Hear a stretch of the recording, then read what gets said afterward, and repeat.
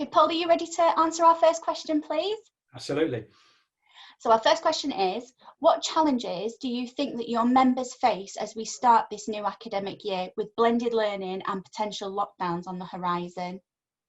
Well, can I say you should start this new year and the challenges in front of you with a high degree of confidence in your abilities. I think it's absolutely incredible what you've achieved as school leaders, as teachers, since way back in March, when the decision was made to restrict access to schools to the children of key workers and those most vulnerable children that we worry about in society. You've done that so well in the face of advice that wasn't clear. In the face of support that wasn't always there, you've done particularly well. So I think you should have a high degree of confidence, albeit operating in a really, really difficult environment. And we can't take that level of complexity away, but what we can do is try and help you navigate it. But the very first thing, I'm just going to say it once more, have the confidence that you should have in your abilities, and that will take you a long way. But I guess the most important thing right now is keeping the gates open. He talked about local lockdowns, and the government's been really clear that it's a priority for them to keep schools open and keep schools functioning. But what we've seen is thousands of children at home, very many staff at home, whilst we wait for the results of testing where people show symptoms. And until the testing regime is much improved, we're going to have periods where either a whole class is missing or individuals are missing, and navigating that is particularly difficult, particularly with the cost of supply teaching and things like that that you may need to tap into. So so your budgets are important, but also how you deal with staff and also the parental kind of pressures that are coming with those symptoms. So a whole complex situation there.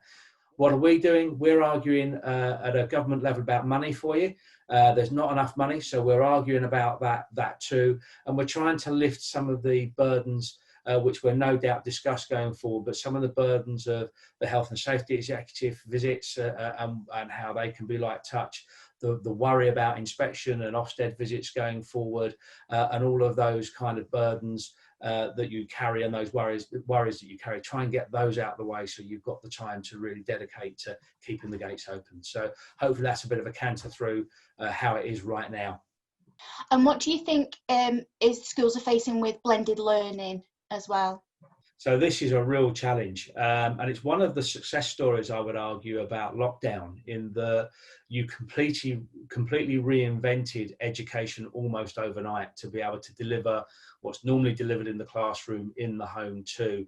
And I think the debate about learning at home has been lost a little bit, actually, and it all seems to be about access to computers, access to the internet, which really forgets that teaching, especially the younger you get, is really a people business. And actually you can't achieve everything through a screen. So although that's a really important part of the debate about distance learning and blending learning between the classroom and at home, it isn't the entire picture. So we need to be learning from good practice about physical materials to home as well as virtual materials, what a recorded lesson looks like, and about contact with family and about contact with pupils at home. Well, I think we're all becoming all too familiar with the challenge of meeting the unknown, not just by the week, but by the day, by the minute, having to make those decisions that nobody else sometimes has ever had to. Pandemics don't come with a rule book, and no one else has dealt with the pandemic either. So I think the challenge of the unknown is a very real starting point for our members with regards to this academic year. They will be wanting, as they do every September, to maintain the best possible learning settings and the best possible learning opportunities for their families and for their pupils. This, obviously, in the face of the current crisis and the pandemic, is going to be even more of a challenge than usual. They will be looking to manage expectations of their own. And do you know what? I've got something to say about that. Managing our own expectations needs to be central to our plans to move forward. We have to be realistic about how much we can actually achieve on our own.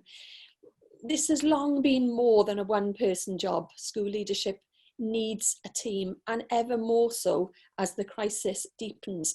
And I would say that school leaders need to be realistic about the expectations they place upon themselves, and to understand that it's okay to make the wrong judgment call. As I said, pandemics don't tend to come with a rule book. We're doing the very, very best that we possibly can. And I think school leaders need to remember that the pressures that they already have on themselves in terms of meeting others' expectations as well as their own, and to be realistic about the expectations that they place on themselves. We have to remember that in the middle of all this, we are human beings. We are human beings dealing with a never before seen setting, and we have to understand that, as I said, some of our judgment calls will be right ones and some of them will be wrong, but from the errors we will grow, and our understanding and our ability to lead in a different way will grow as well. So I think in managing realistic expectations of ourselves, we are giving ourselves that space to make mistakes, but also that space to grow as well. And I think in managing our own workload and our own time and space, we have to be brave enough to step back sometimes and to say, actually, this is a feature, this is an idea, this is a question that I simply don't have the skills and experience to be able to respond to on my own, and to be more ready than perhaps we've ever been before to hand that over to other agencies, and to acknowledge that we need help and support, and to source that support and take it as it's offered.